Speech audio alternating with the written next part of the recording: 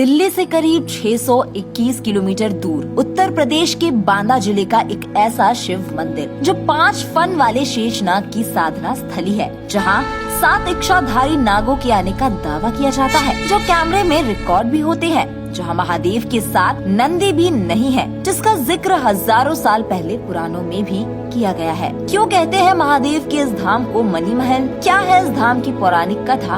आइए जानते हैं। दोस्तों, इस धाम के साथ चमत्कार की अनेकों कहानियाँ जुड़ी हुई है, जहाँ पत्थर संगीत सुनाते हैं। ये धुन सुनने में ऐसे लगती है जैसे कोई आधुनिक वाद्य यंत्र बजा रहा हो। वो धाम जहाँ वैज्ञानिक भी अपना माथा पकड़ लेते हैं। कहते हैं कि महाराज यहाँ नटराज रूप में नृत्य करते हैं और उन्हीं की शक्ति है इन पत्थरों से संगीत की धुन उत्पन्न होने लगती है। दोस्तों, मंदिर से जुड़ी कहानी के अनुसार प्राचीन काल में ऋषि वामदेव हुए, जो गौतम ऋषि के पुत्र थे, इसलिए उन्हें गौतम भी कहा जाता है। वेदों के अनुसार सप्त ऋषियों में ऋषि वामदेव का नाम भी आता है और उन्होंने संगीत की रचना भी की थी। कहते हैं रामायण काल में इसी पर्वत पर ऋषि वामदेव तपस्या किया करते थे।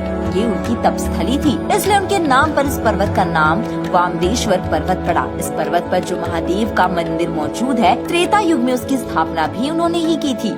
यानी ये मंदिर करीब 7000 साल पुराना है। ये देश के उन चुनिंदा मंदिरों में से एक है जहाँ महादेव तो है, लेकिन नंदी महाराज नहीं। इस जिले के बारे में कहा जाता है कि बांदा को महर्षि वामदेव ने ही बसाया था। कभी यहाँ वामदेव ऋषि के शिष्यों के रहने के आवास हुआ करते थे। धीरे धीरे यहाँ बस्ती बन गई और वामदेव के नाम पर इसका नाम बांदा पड़ गया। मान्यता है कि त्रेता युग में भगवान राम जब माता जानकी और भाई लक्ष्मण के साथ चित्रकूट आए, तब उन्हें पता चला कि बांदा में वामदेव तपस्या कर रहे हैं। ये जानकर भगवान राम उनसे मिलने इसी पर्वत पर आए थे और यहाँ उन्होंने भी कुछ समय के लिए तपस्या की थी। कहते हैं कि भगवान राम के आने की खबर सुनकर पत्थर भी इतने आनंदित हो गए कि जहाँ जहाँ उनके चरण पड़े, उस पत्थर से संगीत की धुन निकल पड़ी। त्रेता युग से कलयुग यानी आज तक ये धुन उसी तरह निकल रही है। आप यहाँ पत्थर पर कोई चीज टकराएंगे तो आपको यहाँ घंटियों, मृदंग और अन्य दूसरे वाद्य यंत्रों की ध्वनि सुनाई देगी। वैज्ञानिकों के मुताबिक यहाँ की चट्टानें करीब 12 करोड़ साल पुरानी है। इस पर्वत पर मौजूद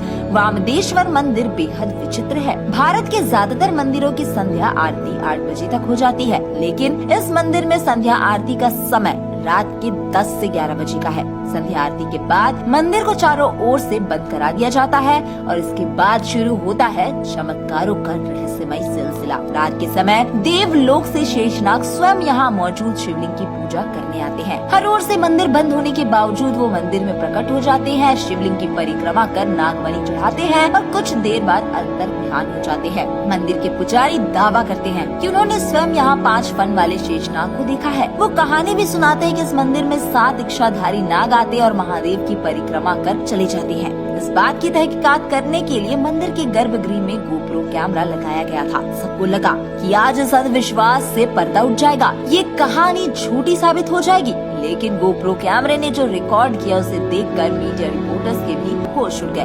उन्हें कैमरे में एक विशाल कोबरा दिखाई दिया जो शिवलिंग की परिक्रमा कर रहा था। उसने गोप्रो कैमरे को फन मार कर नीचे गिरा दिया था। शायद वो नहीं चाहता था कि उसका रहस्य दुनिया वाले देखे। क्या सच में वो कोई इच्छाधारी नाग था? क्या सच में वो देवलोक से आया था? अगर नहीं तो आखिर क्यों रोज रात वो इसी शिवलिंग पर आता है? आता भी है तो रात के समय मंदिर बंद होने के बाद ही क्यों आता है? सवाल कई है, लेकिन इनके जवाब किसी के पास नहीं। तो दोस्तों, इस वीडियो में फिलहाल इतना ही। क्या है आपके इन सवालों के उत्तर? हमें कमेंट बॉक्स में जरूर बताइएगा। हर हर महादेव।